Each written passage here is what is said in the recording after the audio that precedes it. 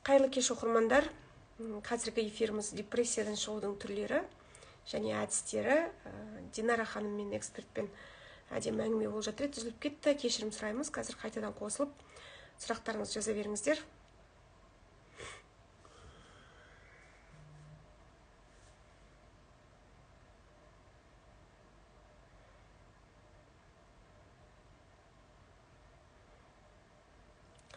Кішкене үзіліп кетті, қымбатты оқырмандар, кешірім сұраймын. Техникалық себептермен қазір Динара ханым қосылғаннан кейін қайтадан жалғастыратын боламыз. Сұрақтарыңызды жаза беріңіздер. Бізде бір интернеттен ақаулар болды ғой деймін. Күшті әңгіме болып жатыр еді. Үзіліп кетті, енді кешірім сұраймын. Екіқабат әйелде депрессиядан қалай шығады дейді. Екіқабат әйел депрессияда болмау керек қой.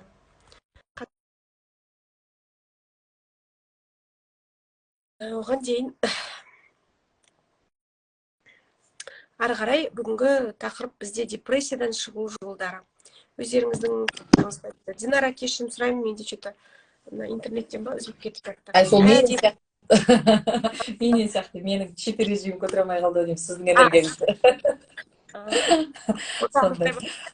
Әдемі сұрақты қойып жатқанбыз. Динара мен Эльмира менің партнерларым. Қазір Атырау қаласынан Жусан дедіңіз ба? Жусан арена деген баскетбол, Жусан банк бар ғой, солар, кажется, сондай спорт аренасын ашып қойған. Соның ішінде біздің Атыраудың мақтан тұтар, бет тұтар бейбарыс баскетбол, волейбол клубы. Біз соның бірінші этажында кафетериясы мен бағанағы хореография залын алдық.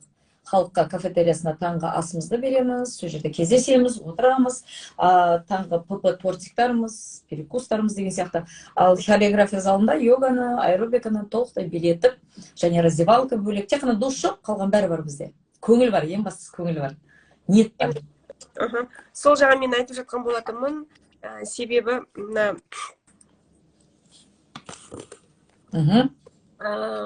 қазір көбісі онлайннан шаршады.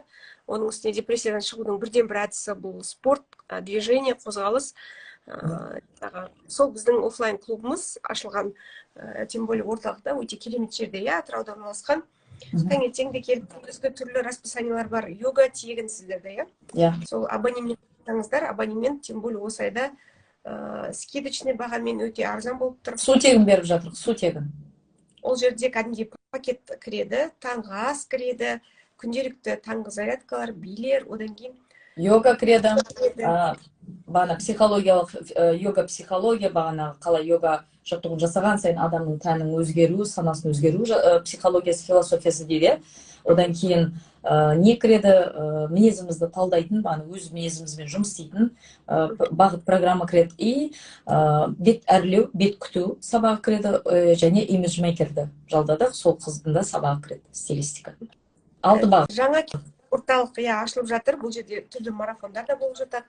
Сондықтан қосылып, ізденіп, өздеріңізге уақыт бөліңіздер, қымбатты ханымдар. Скоро мұрзаларға да ашатын шығар енді Динара ханым кішкене. Ала берсін. Қызғаншақ жолдастарымыз бір нәрсе шақырмаса. Біздің клубқа басында қыздар келетін да, қазір жолдастарын алып келіп, семейный паралармен бірге жүр.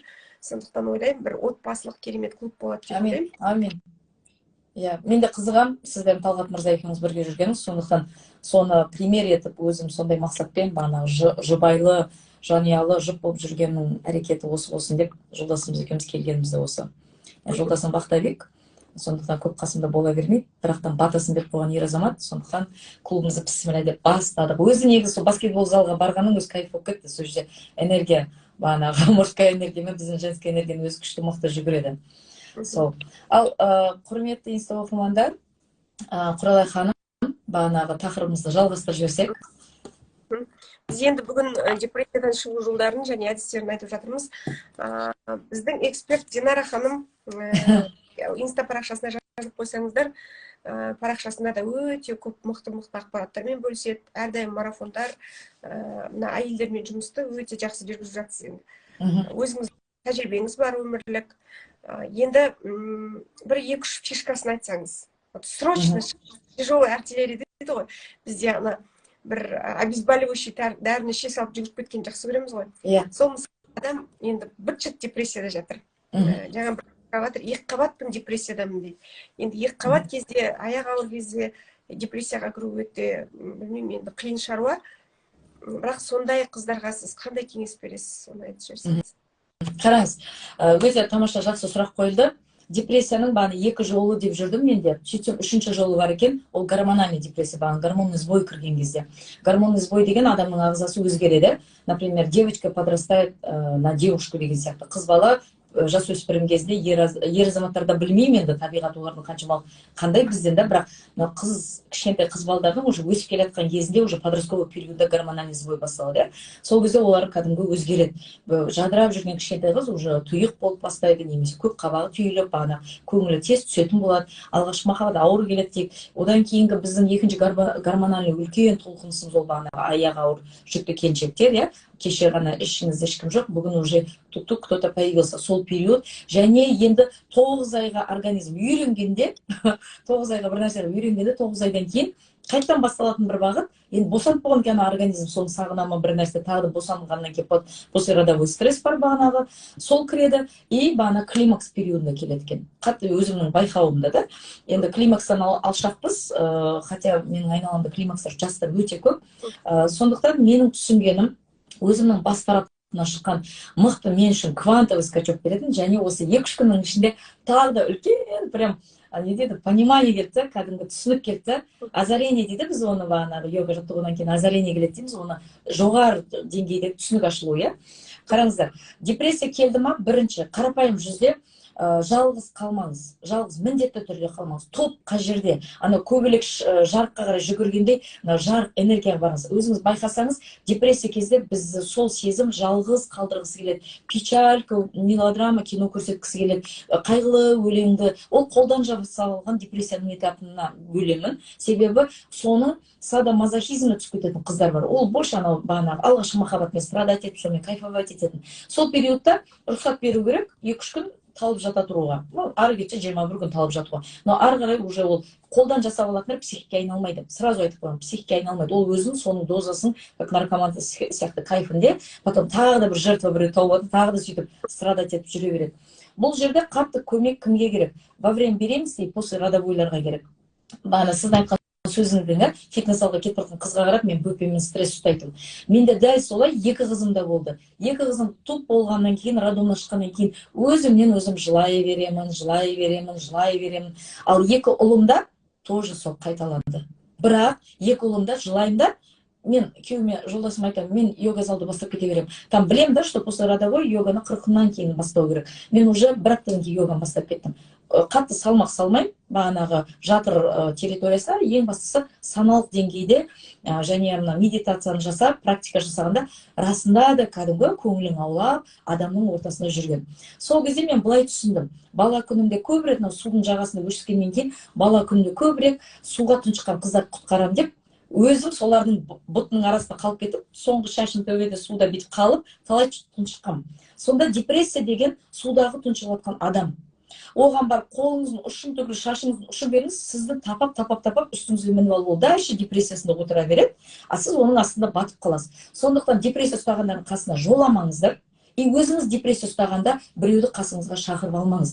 Оны да батырып жібересіз, и өзіңіз күшейтіп жібересіз. Сол кезде топқа жүгіріңіз. Сонда мен салыстырма көзбен қарасам, 2 қызымда менде топ болған жоқ, депрессиядамын, салонға шығып кетемін, а салонда тет-а-тет, осы Құралай ханым сияқты өйстіп, шашын қиып отырамын да, байқұс көңілді келген клиентті жұтып алады екен ғой өзім депрессиямен. Оны өкінтіген жай, байқұс ана шашын неге менде қидыртқанын білмейді. Жизнь ужасно, бағанағы жаман, ой деген сияқты әңгімені айта бергенде байқұс уже олды депрессияда шығып, ладно, Динара, все будет хорошо деп қашқанына қуанады деп ойлаймын. Қазіргі памятпен қарасам, сол кезде клиенттерім анау үстіне шығып тапит еткен екен, өзімнің силам депрессия күшті болған. Сондықтан мен бүгінгі таңда көңілімнің депрессиясы бұл гормональный. Ал таңдағанда енді бұрындары білмеймін қалай болды. Даже қазір бетіме маска жағатын, жаңа косметолог бәрін таңдағанда тек қана мысалы бір диета туралы әңгіме айтатын, сұлулық туралы әңгіме айтатын, арман бір позитивный адамдарды таңдаймын. Бір туралы бірдеңке айтып кетті, бітті, все, жоқ болып кетемін. Даже уже до конца жаңа косметологический несін жасатпай-ақ, все, жаным, рахмет, мен что-то асығып тұрмын деп. Себебі денеме қашымды ұстайтын адамдар өте бір жоғары толқында қуанып жасап тұрмаса, ол қатты энергетический передача. Қатты әсер береді. Сондықтан бағанағы метод не анау тонущего человеканы кәдімгі қарапайым судағыдай ана бір батыл болып күшіңізге сеніп барып, ой мен бұны депрессияны шығарып аламын деп бір депрессияда отырғанға барсаңыз өзіңіз түсіп кетесіз, и өзіңіз де сөйтіп батылып отырған кезде біреуді жұтып аласыз. Жалғыз тет-а-тетке келмеңіз. Просто топтың ішіне кіріп алыңыз. Топтың ішінде адамның бойында қуаты бар. Сіздің депрессияңызға наплевательский чепухамен қарайтын энергиялар толып тұрады да, и сіз өзіңіз түсінесіз, жай отвлекающий маневр. Бұны искусственная улыбка деп айтамыз, искусственное бағана превращение деп айтамыз, жалпы өйстіп жүре тұрамыз. Сонда салыстырма көзбен қарасам, менің гормональный табиғатым сол екен. 4 бала шағаны дүниеге әкелсем де, 4-еуінде де сол депрессия. Жеңгелерім айтады, ой, промай, осы сенде не депрессия, мен білмеймін, түсінбеймін. Мен ондай адамдарға просто айтамын, блин, белый зависть тогда сіздерге, да, что сіздердің өмірлеріңізде бұл сезім жоқ. Бұл маған жолдасым бөпе туасың ба десе, мен аны туудан қашпаймын, басқа, мен ана депрессияны ойлап қашатым, тағы да сол состояниеге түсем ба деп. Сонда, оказывается, менен депрессиядан шығып алу жолды үйреніп алдым ғой. Түсіндім ғой, что ол мені әкетіп баратыр, а мен өзімді шығарып алдым. Енді квантовый скачок деді жақында. Осы фишканы қарап алыңыздар. Екінші позиция, мен осы жылдар бойы алып жүрген бағанағы топтың ішіне кіруді түсіндім. Демек ол би, демек ол бағанағы боулинг, демек ол бағанағы аэробика, демек ол йога. Қай жерде халық секіріп келеді. На худой конец клубқа барыңыз. Бірақ күніге клубаман болып кетсеңіз, наркоман болып кетуіңіз мүмкін, сонда ол неправильно. Сондықтан здоровый образ жизни деген территорияға түсіп алыңыздар. Это важно. Пока солардың қармаған территориясында бағанағы Хамидті қуған бандит деген сияқты мұрнынан тесіп жетелей тұрыңыз өзіңізді. Это бірінші. Екінші тактика менде түсіндім, өте қатты гормонда түс бар, иә? Мысалы, біз неге яркий киім кигіміз келеді көктемде, да? Гормон құбылысы көтеріліп жатыр. Неге біздер купальникті разноцветный алғымыз келеді? Неге гүлдерді разноцветный алғымыз келеді? Біз қап-қара гүл барып алмаймыз. Бірақ мынандай күннің серасында, настроение жоқ адамдар байқасаңыз, серый мышка сияқты соны қара киініп алып, ешкімге көрінбей кеткісі келетін. Сондықтан цветовой палитраны түсіндім. Өте қатты түсіндім. Өмірім менің колорист болғаннан кейін, шаш бояу, макияж болғаннан кейін мен түсіндім, разноцветныйларды көп көрген сайын көңіл толқынады екен өзі іште. Ол ана иммунитет, температура көтерілгенде иммунитет көтеріліп, вирусты жейді ғой. Тура солай иммунитет депрессияға антидепрессант иммунитетті көтереді. Күшті, түрлі, түсті, гүлге қарап тұра тұрыңыз, медитацияда просто бағана взор внимания дейді. Енді оның ең үлкен тәсілі, просто такой суперский тәсілі, сіздер үшін күлкілі болады, көргісі келмейтін адам үшін вообще бұл дискастинг болады, там ужасный болады, но это супер. Мультфильм қараңыз. Дисней, ол Диснейдің мультфильмдерін қараңыз. Там өте мағыналы бағыт, и Диснейлендтің маған қатты депрессиядан шығаратын 3-4 мультигі бар. Сол 3-4 мультигін қарасаңыз, қатты сіз иньян балансыңызды көтеріп жібересіз. Біріншісі ол головоломка, оны барлығы түсініп жатыр. Екіншісі бағана душа, да? Душа бағана өмірді мәнін қолап жүргенде де депрессия ұстайды ғой бағана, ол сол арманына жете алмағанда. Головоломка бағана өзінің құбылысын танымай жатыр ғой, да? Сол кезде. И үшінші энкантаны қараңыз. Энканты қатты көмектеседі. Әр адамның өзінің табиғаты. Менің табиғатым депрессия территориясында жүретін адам болса, мен өзімді таныдым. Енді менің депрессия маған қандай көмек береді деген сұрақ қойып, үшіншіні жақында таныдым. Және төртінші бағанағы удача дейтін мультфильмді қараңыз. Өте мықты мультфильмдер, со смыслом, осознанно. Сіз мультиктің мағынасын қарайсыз. Мен анам айтушы еді, мен ұрысқан кезде даусымды естіме, сөз мағынамды тыңда деп. Сол сияқты сіз мультиктің мағынасын қарай тұра беріңіз. А көздің ішінде 3 цветовой палитра тұрады, бірі көк, бірі сары, бірі қызыл. 3 цветовой игра, радужный играны көтеріп алады да, бағана мультикте бүкіл цветовой палитраны жұтады, кәдімгі жадыны жұтады, анау қуаттың бойындағы түстерге беріп тастайды. Сол кезде сіздің ішіңізде өзіңізден өзіңіз түсінбейсіз, мультфильмнен кейін жай көңіл серпіліс өзгеріп бастайды. Сондықтан босанып болғаннан кейінде, или бір депрессиядан кейінде, қайғылы ситуациядан кейінде, қайғылы кино, мелодрама қарамай қойыңыз. Комедия қарамай қойыңыз. Комедия сіз қазір күлдіртпейді, просто оған немқұрайлы қарайсыз. Просто тупо дегенде мультик қараңыз десем, спанч болып қарамай қойыңыз. Мағынасыз мультик қарамаңыз. Мағыналы мультфильммен. И несі. Одан кейін Тафитаны қараңыз. Тафитада сол жерде көтереді тоже бағана, Моана өте күшті. Сіз былай қарасаңыз, табиғаттың құбылысын цветовой палитра арқылы не дейді, цветотерапия дейді, оны бір немен шықсаңыз да болады, цветотерапевтермен шықсаңыз болады, өте мықты қалай адамның энергиясын цветотерапия алып шығатыны. Соны мен түсінгенде менің настроением түсіп жатқанда, көңілім түсіп жатқанда, уже екінші, үшінші, төртінші перзенттерім дүниеге келгенде мен екі қызыма мультик қарайық деп өзім айтатынмын. Сол кезде мультик көрген кезде кәдімгі көңілім алаңдап, ішімде бір серпіліс көтеріліп, осылай екен ғой, мен гормондарымды танып жатыр екен ғой деп мықты сезімде болдым. Бұл менің екі тәсілім. Топқа қарай жүгіремін, көңілім түссе, өзім топқа, енді базарға қарай, ярмаркаға қарай, супермаркетке қарай барсам, транжирный депрессия болады. Сондықтан осознанно, здраво, мыслящее такое, денсаулыққа пайдасын. Екінші мультиктер. Енді үшіншісін қараңыздар. Үшіншісі жақында прям кәдімгідей бір үлкен түсінікпен ашылды. Депрессия келеді, сізді квантовый скачокқа секіртетін пружинка, амортизаторыңыз. Сіз депрессияда бола тұрсаңыз, рұқсат беріңіз өзіңізге. Просто рұқсат, қашпаңыз ол сезімнен. Мен одан қашқан екенмін. Леш ол келмесе екен, леш бұл келмеген. Ол келатыр десе, мультик қосыңдар. Ол келатыр десе, онда мен грипп келатыр десе, ойбай, маска киіп алып, ойбай, ковид келатыр десе, не істейміз еді, қамаламыз ба деген сияқты подобие эффект ұстаған екенмін да. Екі тәсілім бар, мен алып шығатын депрессиядан, бірақ депрессия келатыр сезімді байқайсыз, көңіліңіз өзінен өзі жабығады, өзіңізден өзіңіз өмірден түңілесіз, жарық күн сіз үшін сері күн болып кеткен сияқты сондай сезімге түсіп бара жатқанын байқаған кезіңізде міндетті түрде я принимаю тебя. Мен дәл қазір сені осы сезіммен қабылдаймын деңіз. Прям мен қабылдаңызшы сол сезімді. Себебі сол сезімді қабылдағанда ләззат сезімі ашылады. Ләззат сезімі ашылғанда денедегі бүкіл нейрон клетка каналдар кәдімгі сізге бағынатын күш жұмсайды. Оны аватар кинода қарауға болады. Но фантастика кинолардың бәрі мағынасын страшный фантастика кино ғой деп түсінбейтін болсаңыздар, бұның барлығы реально табиғаттағы адамның құбылысының ішіндегі энергетикалық табиғаты солай.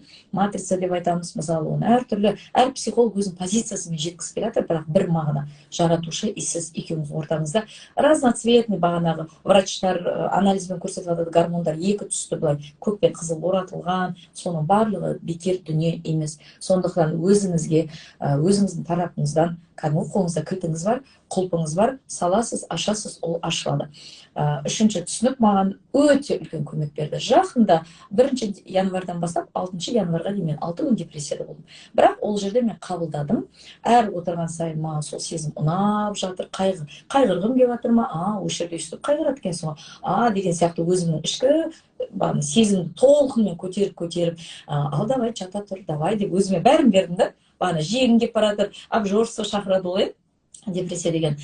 И мен үшін депрессия көңіл ауызды тигізіп екен да, и мен стройнеть етемін, еще бүйтіп қоямын, с тебя еще хорошая польза, я еще стройнею с тобой деп, сондай бір кішігірім внутренний диалог ұстағанда үлкен түсінік келді. Техникаларды айтам, осындай әдістерді айтам, сол кезде бір кісілер жазатын, сонда осының бәрін өміріңде қолданып жүресің ба деп, әрине қолданамын деймін. Қолданамын. Адамның өзінің бүкіл психология бұл әдістері кемеңгерлікке үйретеді. Өзіңе сыртынан контрольға қарап отыруға болады да.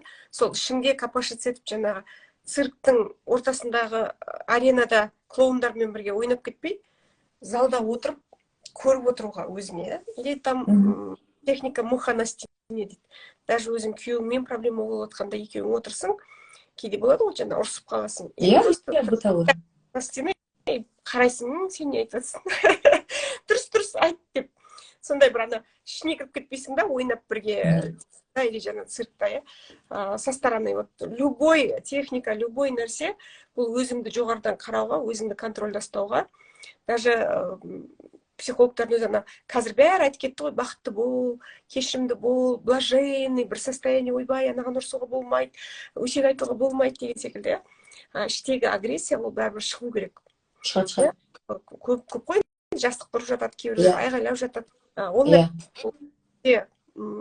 неде бар ғой, ақ та бар, қара да бар. Сондықтан оны өзіне просто рұқсат беру. Кеше ғана мен осы тақырыпты айтып едім, ұйқым келіп тұр. Рұқсат бер ұйықтауға өзіне. Мен ұйықтаймын. Мен мысалы 21 жыл полностью ұйықтап шықтым.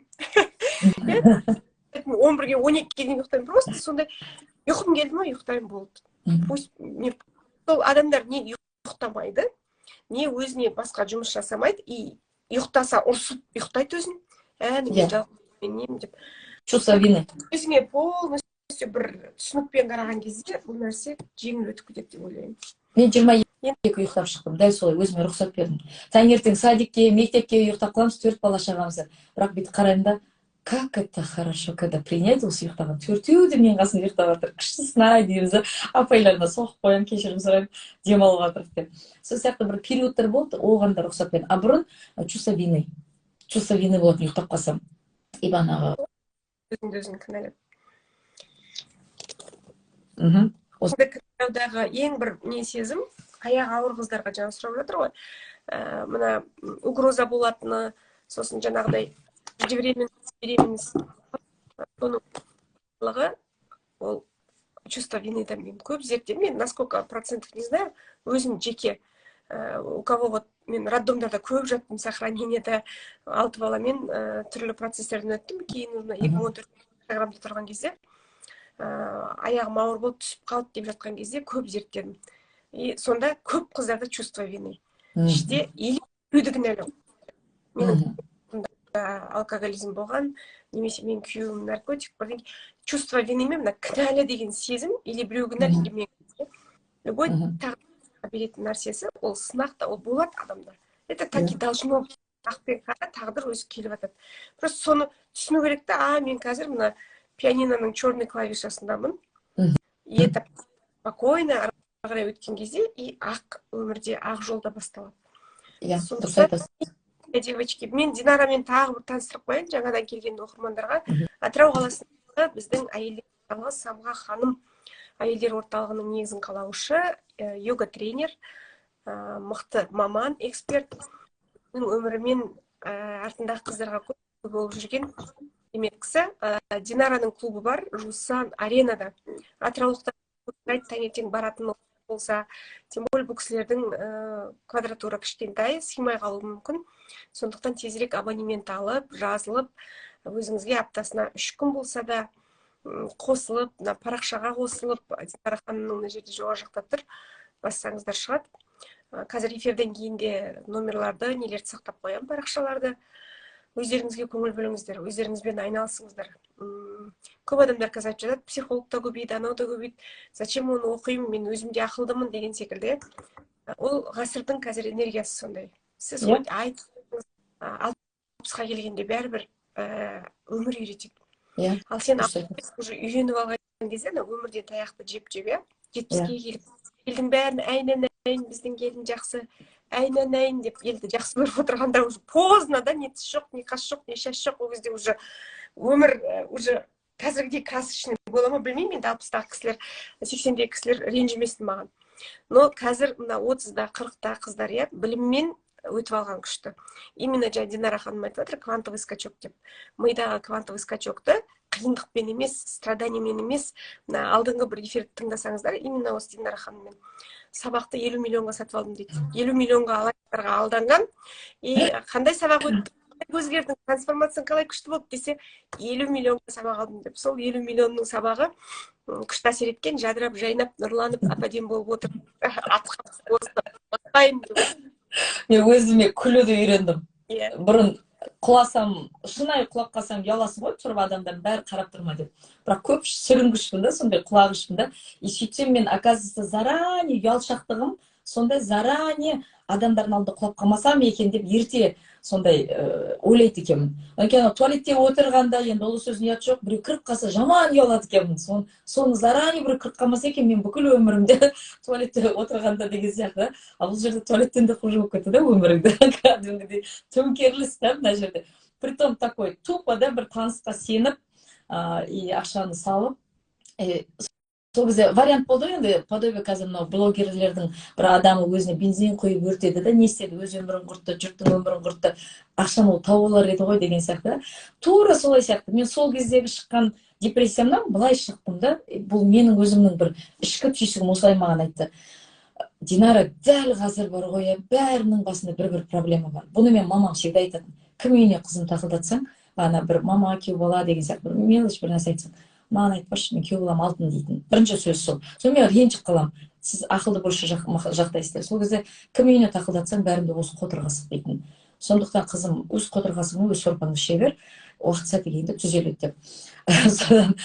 Сол сияқты ситуацияда мен түсіндім да, что любой адамда осындай проблема болып жатыр. Бірақ, Динара, запомни одну вещь. Саған дәл қазір бір миллионер мне бы твои проблемы деп айтады. демек сенің проблемаң намного легче. Біз ана сөз айтамыз ғой, қазір бізде марафонда мынандай 47 киломен келген келіншек бар, бәрімізге қызығып қарайды да, біз оған бүйтіп қараймыз, не істеп жүрсіз дейміз да. Сөйтсек ол 55-ке жеткісі келіп жатыр екен да, 47 килодан, представь, целый 7 кило қосқысы келіп жатыр.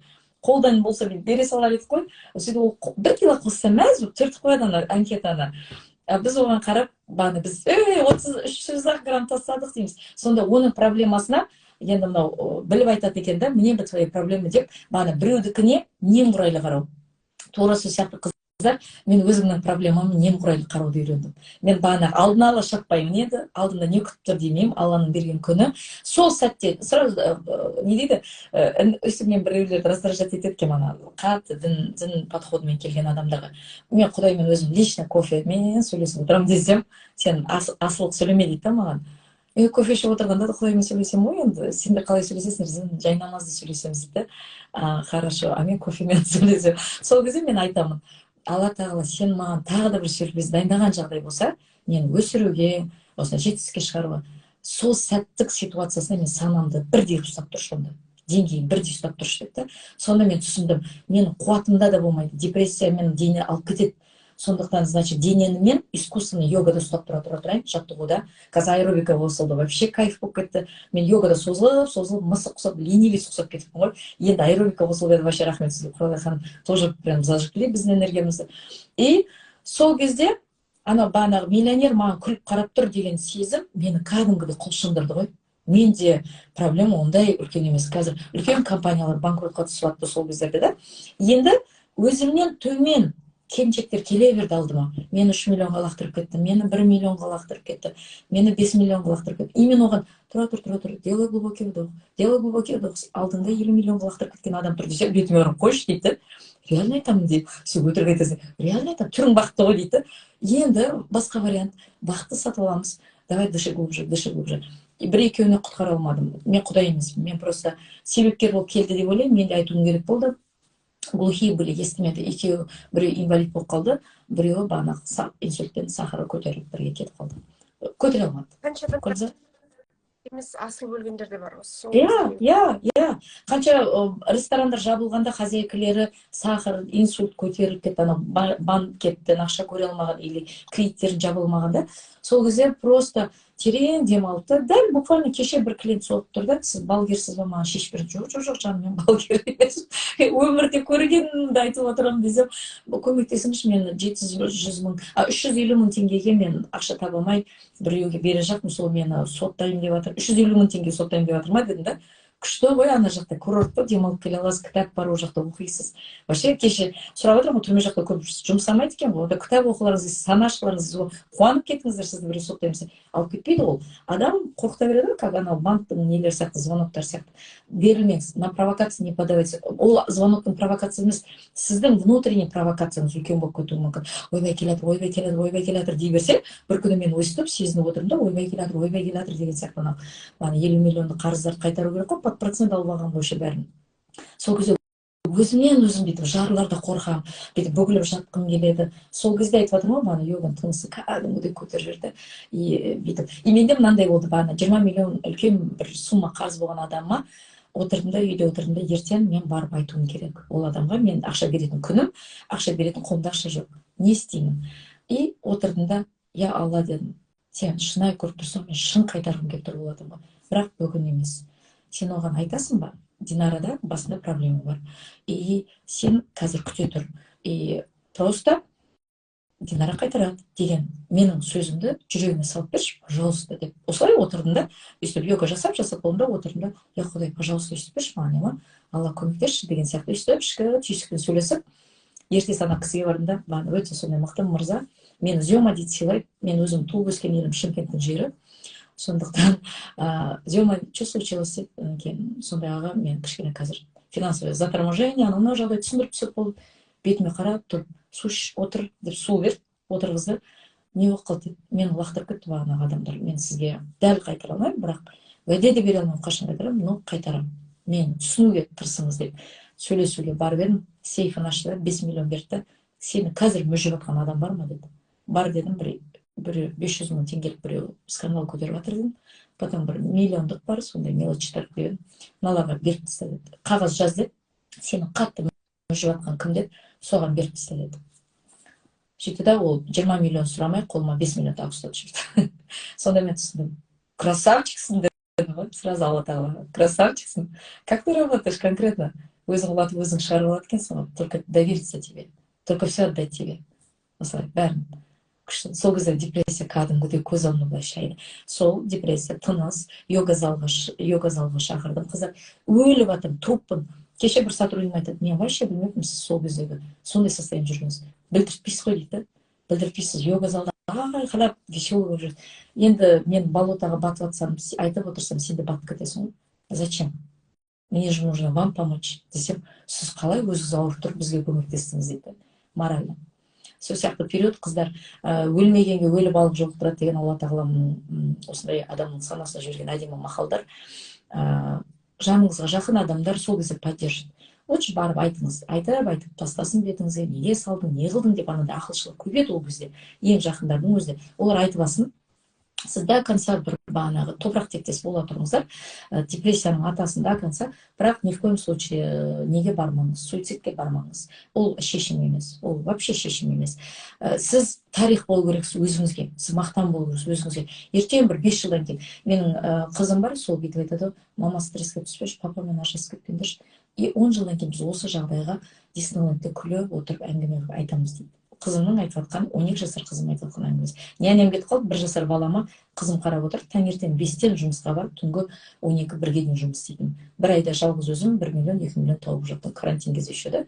Сонда тапқандай адамдар. Мен ақшаны потом қарыз алып қайтара алмай депрессияға түсіп жатсаңыздар, сіз қарызды бергіңіз келмей жатыр. Қарызды бергіңіз келмей, ішкі сіздің эгоңыз сынып жатыр. Не үшін мен беремін, мені ол алдап кетті ғой деп. Бере салыңыз, садақаңыз, қуанып беріңіз. Списоктен сөндіріп, наконец-то. И ол қарыздан құтылу техникаларды үйретемін деп қояды дейді Құралай ханым. Оның шахматный играсы бар, соны сөйтіп құтылып жақсы. Кіре алмай қалады, жаңа қарыз алған адамды жек көргенде.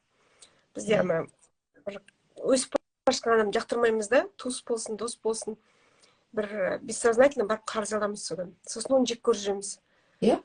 Ол неге өсіп менен, почему он богаче менен? Сондай бір іштегі негативный чувстволар, зависть, сіздің өзіңіздің жолыңыз шығады. А когда ішкі ниетпен, я мен қайтарам дейсіз ғой.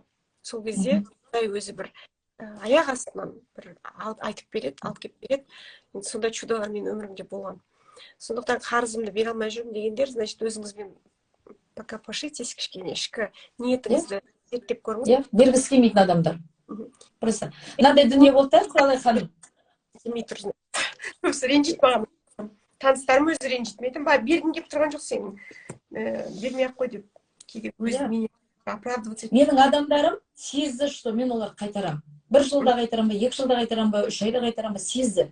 И соның ішінен прям интеллекті, өте жоғары интеллекттен 4-еуі алып тұрған ақшасын қайтарамай жатырмын дегенде біреуі 2 миллион берді, біреуі 5 миллион берді, біреуі бағанағыдай достарынан сұрап тағы да бере тұрды, бір аптада қайтара аласың ба, хотя бы басқа жақтан бүйтіп шахмат қып деп. Сондай өйстіп бір 3-4 көмектесті. Достай танисың, жақындай танисың дегенде не цена знакомства болды менде. Сол құлаған периодында көп отсейка болды, тазалану болды, сита болды. Кім қасында сенің құлағаныңа немқұрайлы қарап, қуана қарап, и жан ашып қарағандарды таныдым. Сол деңгейде бауырлар реально бауыр болып қалады екен, до конца қалады екен. Бары да бере алатындар, жоғы да бере алмайтындар, до конца бауыр сезіммен, сенімен бір иық тіресіп тұрады екен, до конца. Өзі сынып тұрса да сені сындырмауға бір көмек береді екен. Сондай периодтарда, сол да стресс қой, сол да депрессия ғой. Сол бағанағы мықты бір лозунг ұстап алыңыздар, ұран сияқты, өлуге уақыт жоқ дедім. Просто маған осы лозунг болып кетті кәдімгідей. Өлуге уақыт жоқ десем, біреу айтады, қорықпайсың ба, Құдайдың алдында бұндай сөз айтып. Құдай мені алып кетемін десе өзі біледі ғой, бірақтан өлуге уақыт жоқ деген депрессияның искусственный өлім. Өзің қолдан жасалатын өлім. Соның өлуге уақыт жоқ болды. Я занята, извини, деп депрессияға айтатын лозунгым ғой, мысалы да. И осылай позициядан өте мықты мынандай дүние болды. Инстаграмға шамай жүрген кезім болды. Бір прямой эфирге шығып, өзімше йогадан үйренгенімді ұмтылып, халыққа бір нәрсе айтайыншы, бір арқамды беріп, иығымды беріп, арқам ұстап, аталарым шап деп тұр деген сияқты. Шығайын десем шығамаймын. Мына депрессияда қайқа барсам екен маған топтың ішіне кіру керек болып тұр ғой. А жұмыстан кейін үйге келсем депрессия көтеріледі. Сол инстаграмға шығып өйстіп жасап отырдым да. Сол картинада мынандай эффект ашылды менде. Үлкен мынандай түсінік келді. 3 минуты позора. Вот инстаграмға шығуға ұялып жүрген қанша блогер қыздар уже дайын, товарыңыз дайын болып жатса, бағанағы үлкен блогерге шықсам мен бақытты болып кетемін деп ниеттеніп жатсаңыздар, 3 минуттық позор. Инстаграмға шығып, особенно депрессиясы бар қыздар, инстаграмға шығып, 1-2 рет сөйлеңіздер. Ешкім сіздің шапаныңызды шеше алмайды. 2-3 рет сөйлеп жатсам, өйстіп, қалай қыздар, настроение қалай, депрессиядасыздар ма деген әңгіме шықсам, біреу жазады, Динара мені 43 миллионға лақтырып кетті серіктесім. 5 балам бар, дарғасыл өлгім келеді дейді. Мен ана оқып алдым да, тұра тұр, сен маған қарсысың, қазір беседа қарсысың, тұра тұр, дарғасылға уақыт жоқ, тұра тұр, қазір сөйлесек екеуміз, кеш бері қараш, ана мен сөйлесіп тұрмын тек қана. Дереке маған шықшы, үлкен өтініш, мен саған қазір техника беремін, сен содан шығып кетесің. Екеуміз сөйлесіп жатыр, ана жазып жатыр, өңке смайлы жылап жатқан жазып жатыр, өмірім мағынасы жоғалды, 5 балам қасымда жүрсе көрмей жатырмын деп. Сен вообще бақыттысың ғой, 5 балаң бар. Вообще крутяшкасың ғой, мен 50 миллионмен саған завистьпен қарап отырмын, не бы твои проблемы. 43 миллион, 7 миллионға еще арзандау түсіпсің ғой деп, анан әзілмен шақырып отырып, осындай депрессиясынан какой-то краткий бір мен как миссиям сияқты сол қасынан өттім ау деймін. Краткий миссиямен өзімнің ситуациям. Сонда түсіндім. Инстаграмға шығады екенсің, өзіңе ұқсастар тартады екенсің. Маған бағанағы балам ДЦП дегендер жазбайды. Маған бағана бизнестен құладымдар жазады. Сондай жұмысты алаяқтармен жатады. Күйеуіме ренжігіш. Ау? Адамдар да келеді ғой. Құдай бізге тура сондай адамдарды бізге алып келеді. Өткенде айтқан ғой, сіздің стакан ішкеніңізге қарасам, сөйтсем өзім сөйтіп сабыртып ішеді екен ғой. Өзіңді ұстап алдым да, отлично, молодец. Все, Динка. Қаныңызға менде сондай ұран бар. Мен ана бұрын балабақшам болғанда енді компания әйелдер жүргенде интрига бар, бір-бірін анау мені сөйтіп айтты деп. Магазиннің ішінде қыздар нетіп қалады, сонда айтатын, ұрысуға уақыт жоқ, ақша табыңдар деп. Разборкаға сіз айтыңызшы, аналар битті деп бірдеңкелерді айтып жатады ғой. Мен всегда айтатын, бұрыннан неде сөйтіп. Бірдеңкені кеше сен неге сөйттің деп айналайын, ұрысуға уақыт жоқ. Шын айтамын, вообще уақыт жоқ. Уақытты ұрысуға келтірмейді деп. Сондықтан депрессияға уақыт жоқ. Негізі бар ғой, қазақтың қыздары өте мықты. Өзін де алып шығады, семьясын да алып шығады, бәрін алып шығады. Өлмеңдер, өлмегенге өліп алып келседі дейді. Ана жүрген аяққа жүрген білінеді деген қазақтың да бір мықты мақалы бар. Баяғыда қазақтар қыстаудан жайлауға көшкен кезде, жайлаудан қыстауға көшкенде ана шек болады ғой, мына өңештің ішіне май ағызып, соны жүргем деп айтады, соны іліп қояды екен келіп тұрып. Келе жатқан ана аш келе жатқан жолаушы соны асып жейді екен, айтады, талғау болып. Сондай секілді мен қанша рет көрдім, уже үзіліп бітті ма, уже все уже деген состояниеда өзі бір адам себеп қылып жібереді. Осындай бір үмітті жағып жіберетін бір нәрсе болып болады. Алладан үмітіңізді үзбеңіз. Динара мен өзіміз бір психотипіміз сәйкес келе ма, бір-бірімізге маған ұнайсыз әйтеуір, мені қалай қабылдайсыз? Обожаю сізді, обожаю уже. Бұл стакан ұмытылды. Менде де қасында күйеуіме сөйтіп айтсам, күйеуім намаз оқиды ғой, өйтіп айтпа деп шошып кетеді. Мен там Құдайға мен вообще шутить етемін. Алла болды ғой енді деп. Өзім машина айдап келе жатамын да, бір проблема бірдеңе өзі болды, енді осы жерден қоя қойшы, болды деп. Соң күйеуім айтады, өйтуге болмайды, жаңағы таң намазда отырып бүйтіп сұрады, тарауихта бүйтіп сұра дейді. Мен айтамын, сен сұрай салшы, у меня другой разговор, у меня другой диалог деп. Не сложно, да? Легкий қылып сүру да өмірді. Жеңілдету. Семинарға жасаймын да, соны 1000 адам не отырады ғой. Содан кейін түн ішінде семинардың алдында отырамын, айтамын, Құдайым-ай, позорымды шашпайын, нағыздардың. Арман орындайды, пожалуйста. Чему осы 5 жылдан кейін мен болайыншы, ана бәрі өсіп кетіп кетсін, байып кетсін, мен болайыншы деп. Қандай күшті. Неге олай сұрайсың, Құдайдан дұрыстап сұра деп. Мен дұрыстап сұрағаным осы. Как будто вот сол кездерде бір сұрақтарыма жауап келеді, четкий ответтер келеді, кейде мен бір қалжыңдап сұраймын ғой бір нәрсені.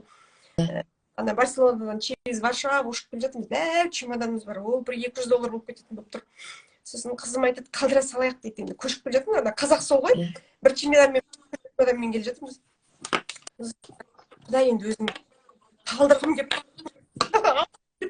алты балам бар, білесің ғой, керек киіп тастаймын, жаңағы постель алғам, ұнайды өзіме. десем, представляете, өзінен өзі чудан бір немен 4 чемоданымыз келді, бір тиын төлемей. Сон самолеттен уже үйге Астанаға келіп күтіп алғанда, Аллах, красавчиксың ғой деймін. Вообще, не деген, ана немістер, Варшавада неде қатты ғой бір суық, не тіл білмейміз мысалы. Бірінен кейін бір бүйтіп кетіп жатыр багаж. Бірақ сондай бір моменттерге попадать етеміз да, өзінен өзі бүйтіп, ладно деп жаңа асығыс уже өтіп бара жатырмыз, бірдеңке болып жатыр, сондай бір ажиотаж болып кетті да, неміз өтіп кетіп, сондай бір күшті моменттер болып. Енді Алла ғой былай қарасаң. Шығарда мен соны сөйлесінде қызым айтады, мам, зачем $200 төлеп бір какой-то ширпотреб бықсығыңды тасымай-ақ қойшы. Керек ол, еще Аллаға айтамын, білесің ғой, маған керек ол. Секілді. Души бір шын ниетпен Динарадан да соны байқаймын да, сондай бір легкость, вообще жизнь кайф қой. Деп өмір сүру керек қой. Страдать, ана баяғыда Ницце деген ақылды жаңа философ жазып қойыпты. Страдание существует деп, соны бір жерден оқыдым да астына жазып қойдым. Можно не страдать деп интернет. 9 ғасыр Ницце деп жазып қойып, мен 21 ғасыр құралаймын. Можно не страдать деп. Так что можно не страдать, девочки. Енді сұрақтарыңыз, кішкене бір сұрақ жауапқа, Динараға сұрақтарыңызды қойыңыздар. Мен Динараға жарнамамды айтайын. Нәрсе айтайын ба, Құралай ханым? Біздер мынау марафон ала берсе сіздің келіп торжественно бүйтіп лентамен тағы деп өзбекше дүрбімен ашқанымызша кішігірім шағын депрессиядан бағана соңғы көбелегі бүйтіп қалқалатқандарды бүкіл Гербалайф клубтарда қарасақ статистикасында 45 мың теңге екен да бағанағы клубында. Біз 31 мың теңге, 31 мың теңгемен 150 теңгесі бар ішінде. Сондаймен бағанағы депрессиядан шығатын философия, мінезін танитын психология осы ғой, өзімді танып отырған, бөлісіп отырған. Бет әрлей тұра тұрсын, өз-өзін сәндей тұра тұрсын, киімнің гардеробта жөндей тұра тұрсын, скоро арықтаймын ғой, артық салмақты арыламын ғой деп мәз бола тұрсын. И бізге таңертең келіп билесін күніге, йога через день қатыссын, и питаниесі. Представьте, 7 нәрсе. 31.150 теңге. Бірақ бұл жабылады уже, бұл жабылады. Сіздің ашылып кеткеннен кейін марттан бастап бұл кетеді. Сондықтан біз каждый марафон деп шырылдап жатқанда айналдырған 5 ешкі шықырғым жер жалады болып, бізді может көрушілер аз болып жатқан шығар, мысалы да. Бірақ бұл мүмкіндікті жіберіп алмай, кеше ана тест-драйв 3 күн йогаға келген қыздарым, йога залға кіріп келеді, 3 күн йога тегін қатыса бермей ма? Марафон 31.150 теңге, анша перечень санап алады. Ну, су тегін ғой, потому что ол ханым қасында коллегасы басқа клубта 45 мың теңгеге алып жатыр. Мүмкін басқа клубтың ханымдар ренжуі мүмкін, Динара не істеп жатыр деп. Ну, мен тәй басып келе жатқан бөпемін, ренжімеңіздерші, мен жаңадан ашып жатырмын. Мен жаңадан қыздарға, и дәл солай жаңадан төсектен тәй мен депрессиядан шығып келе жатқан ханымдарға, welcome, қыздар, бегите к нам, мы вас спасаем. Мы миссиямен жүрміз, сіздер спасатель woman спасатели болайын деп жатыр. Парақшам өзі айтып тұр ғой, Динара woman деп. Ана біреу айтып, не үшін өйтіп қойған, сен қатын емеспіз ғой енді, 4 баланы туған десем, дұрыстап жұмсақша айтсай дейді. Ханым, прикольно, өзімді Динара woman ханыммын деп, сондай сияқты әзілдеймін ғой. Сондықтан сіздерге айтамын да, ханымдар, жандарым, состояние какое у вас паршивое ма, бағанағы хватайте за общественные места. Біз сіздерге дайын тұрмыз. Келіңіздер, тек кішігірім реклама жүргізіп жіберген дейді. Кешірім сұрайын, парақшаңызды. Мен жазып қалай қайтарамын деп, негізі мен всегда айтамын, бір жолдан өтіп кеткен адамның артына ілесіп алсаң, крючогыңды тастап. Міне 50 миллион қарызын процентімен бірге бәрін бітірген кісі, барып сұрасаңыздар, сұрақтарыңызды қойып береді. Адамның күні адаммен дейді негізі. Просто үйде жатып жалғыз өзіңіз күйеуіңіздің артын тексеріп, телефонын тексеріп, неге қарамайды, неге балама қарамайды деп жата берсеңіз, күйеуіңіз шоқып тастайсыз, өзіңіз шоқып тастайсыз. И біз вообще қазір тауық қора режимінде жүрген адамдармыз. Шоқимыз, қасымыздағын шоқып құлатамыз, астымыздағын төбесіне тышамыз. В общем, сондай бір тауық қора режимінде. Күшті айттыңыз ғой. Адами қасиеттерді сондай бір жетістікке жеткен адамдардың, сондай бір энергичный адамдардың қасына барып, осы сөзді айтқан кезде көп адамдар мені жақтырмайды, біреудің энергиясын соғасын дейді. Бір интересе айтқан, орта адамды өзгертеді деп, итпен ұйықтасаң, битпен ойнасың дейді. Сондықтан дәл қазіргі сіздің ортаңыз өзіңізді раздражать етсе, күйеуім желмейді, анау бірдеңе деген бәрі, ол сіздің ішкі өзіңіздің оттаған әңгімеңіз, өзіңіздің оправданиеңіз. Женщина решила быть счастливой, и даже не помешает муж дейді.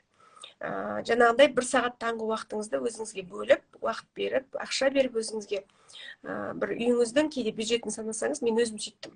Баяғыда өстіп алғаш коучтарды естігенде, сколько ты себе платишь дейді, зарплату, да?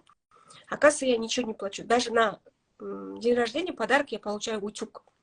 Я сол кезде 25 жасыма утюг алған кезде бақыттан басым айналып, ана ол кезде баяғы совет үкіметінің мынандай Ол өзге емес, ол семьяға ғой. Ол семьяға. Соның өзі бақыттымыз. Ол кезде қуанғам, қазір ойлаймын да. Сонда даже өзіме лайықты емеспін деп ішімдегі айқайлап тұрған. Мына мен бір үлкен инсайтты айтайын сіздерге. Әрбір адамның басында бегучая строка тұрады. Строка деген сөздер жазып тұрушы ғой баяғыда. Қазір мына жерде бізде строка деп, мына Атырауға билет.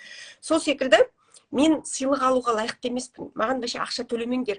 Не рыпайтесь, все равно всех обслужу. Можете зад, можете вперед, вообще во все дырки меня.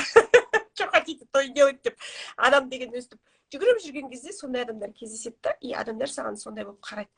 Хотя бы өздеріңізге уақыт бөліп бастаңыздар.